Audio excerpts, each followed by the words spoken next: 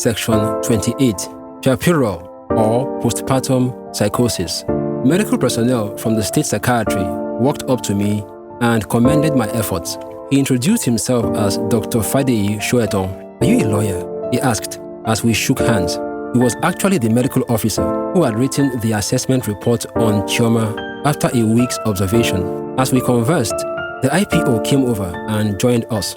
Then the IPO turned to me. "Dr. Fadeyi actually has something important he wants to share with you." With the hope of getting some answers, I wondered what he had to tell me that was so important. The doctor told me about the case of one Miss Damilola Ogundele, a young lady who got pregnant out of wedlock. The young man responsible for the pregnancy abandoned her to face the constant rejection and humiliation she got from her parents and loved ones. It seemed the young man promised her marriage just to get into her pants, as she eventually found out that he had married another lady from a rich home and the couple had left the country. She had sent him a series of emails and messages on his Facebook page, but got no response. She discovered that the young man had changed his status to married and even uploaded the pictures of his traditional wedding. The guy, whose name was Jide, actually met Damilola at a local festival held at Ifo, local government area of Ogun State. For Damilola, it was a question of love at first sight, as she followed him everywhere and even went as far as introducing him to her grandmother, who also liked Jide. They spent an entire week together in the village, and she saw Jide's family and stayed some days with them. They welcomed Damilola when they learned she was a top marketing officer in a new generation bank. Damilola mistook their false affection for her as real. Given her well-paying bank job, she spent good money on Jide's mother, buying her expensive clothes and other accessories. Within days of meeting his family, she was totally blinded by love and even attacked her own mother, who saw right through Jide's tricks. After returning from the village, the couple dated for about 6 months. Damilola moved in with Jide after her father insisted she stop seeing him. She turned a deaf ear to everyone, but her beautiful dreams slowly turned into a nightmare when Jide told her he had obtained a visa to study law in Canada. He promised to invite her over once he was settled, but after just a few months, he stopped responding to her chat messages on WhatsApp. By then, she was already pregnant. She tried returning home, but her father refused. While her mother stood by her, she often complained and reminded her that she was responsible for her current predicament. Damilola found out that Jide actually got married while they were dating and had moved to Canada with his wife. The news broke her and sent her into shock, which built up into depression. Gradually, she began losing touch with reality. Paranoia, delusion, disorganized thought processes, and hallucinations kicked in. 8 months into her pregnancy, her blood pressure climbed so high that a medical team had to carry out induced labor so that the baby could come out.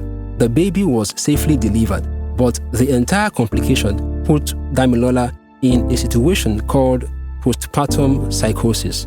This is a condition that disrupts a person's sense of reality after they give birth. Given her current condition, Dr. Fadeyi warned her mother, who was at the hospital, never to leave her alone with the baby, as her condition was unpredictable. Damilola refused to talk to anybody. She only talked to herself, repeatedly saying, "Why did you do this to us, Jide? We had crazy love for each other, but you chose to kill it. Therefore, I will also kill the love I had for you." Nobody really read meaning into her words till she actually killed the little child, who was barely 3 weeks old. It happened that her mother had left the baby in a cradle to warm a bottle of milk. Damilola, who was on the bed, rose to her feet the minute her mother left the room. She went to the cradle and picked up the little girl. Then she looked into her eyes for a brief moment before strangling her. Damilola's mother returned to the room to find her daughter choking the life out of her granddaughter. She screamed at the top of her lungs, but it was too late. The baby was no longer breathing. Damilola turned to her mother. "Mommy, why are you shouting?"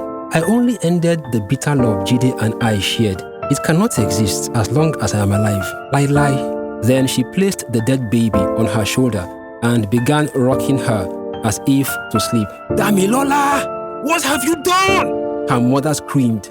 She reached forward and pulled the child from her to see if she was still somehow breathing. Sadly, she wasn't. There was nothing the medical personnel could do to revive the little girl. She was dead and gone. Mommy, why are you crying? Damilola asked. I simply ended the love, just like you and Daddy wanted, she said, pointing at her dead daughter. She was arrested by the police and charged for murder.